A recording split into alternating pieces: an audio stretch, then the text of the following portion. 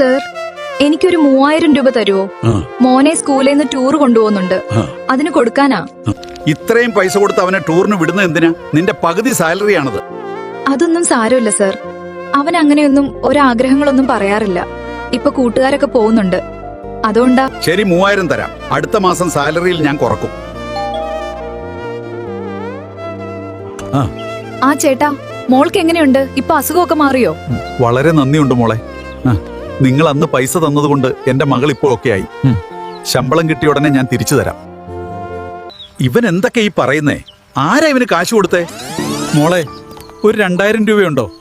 എന്റെ മോൾക്ക് മരുന്ന് വാങ്ങാനാണ്. അയ്യോ ചേട്ടാ, വിഷമിക്കണ്ട. ഇതാ 3000 രൂപയുണ്ടാ. ചേട്ടൻ മരുന്ന് വാങ്ങിക്കോ, ബാക്കി പൈസക്ക് നല്ല ഫുഡും വാങ്ങി കൊടുക്കണം. വളരെ നന്ദി. കുട്ടിക്ക് ടൂർ പോവാന്ന് പറഞ്ഞില്ലേ നീ എന്റെ കയ്യിൽ നിന്ന് ക്യാഷ് വാങ്ങിയത്? അത് പിന്നെ എന്നേക്കാൾ ആവശ്യം ആ ചേട്ടനല്ലായിരുന്നോ? അതുകൊണ്ട് ഞാൻ ആ പൈസ ആ ചേട്ടന് കൊടുത്തു. ഇതാ ഈ 3000 നീ വെച്ചോ. അയ്യോ വേണ്ട സർ. കുഴപ്പമില്ല, ഇത് നീ തിരിച്ചു തരണ്ട. ഇത്രയും ചെറിയ സാലറി കിട്ടുന്ന നീ മറ്റുള്ളവരെ സഹായിക്കാൻ കാണിക്കുന്ന മനസ്സിനാണ് ഈ പൈസ. നീ എന്റെ കണ്ണ് തുറപ്പിച്ചു.